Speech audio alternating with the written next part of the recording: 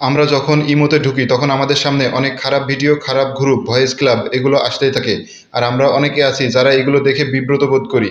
তো ইমোতে এমন একটি সেটিংস আছে, যেই সেটিংসটা আপনারা যদি আপনাদের ইমোতে করে দেন, তাহলে এরপর থেকে আপনাদের ইমোতে এই ধরনের কোনো খারাপ কিছুই আর আসবে না। তো এরকম অনেক ইন্টারেস্টিং ভিডিও আসবে যেগুলো আপনাদের অনেক কাজে লাগবে। এজন্য অবশ্যই আমাদের পেজটিকে ফলো এবং চ্যানেলটিকে সাবস্ক্রাইব করে পাশেই থাকবেন।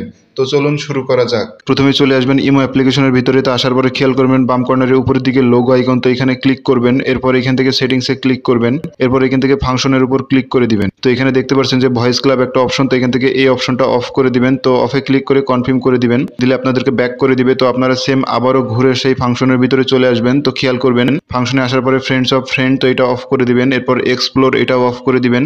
পিপুল ইউ মে নো এটাও অফ করে দিবেন। তো অফ করার পরে এখান থেকে ব্যাক করবেন। এরপর নোটিফিকেশনের উপর ক্লিক করবেন। এরপর এখান থেকে পাবলিক গ্রুপে ক্লিক করবেন। ক্লিক করার পরে অ্যালো নোটিফিকেশন একটা অপশন, তো এই অপশনটা এখান থেকে অফ করে দিবেন। তো অফ করার পরে এখান থেকে ব্যাক করবেন। এরপর স্টোরি এটাও অফ করে দিবেন। এরপর ভয়েস ক্লাবের উপর ক্লিক করে দিবেন। ক্লিক করে আগেরটার মতো সেম এটাও অফ করে দিবেন। তো অফ করার পরে আবারও ব্যাক করবেন। এরপর এখান থেকে চ্যানেলটা অফ করে দিবেন, ইভেন্ট অফ করে দিবেন, ফ্রেন্ডস অ্যাক্টিভিটি এটাও অফ করে দিবেন। তো এই সবগুলো যদি আপনারা অফ করে দেন তাহলে কিন্তু এরপর থেকে আপনাদের ইমোতে আর কোনো খারাপ জিনিস শো করবে না।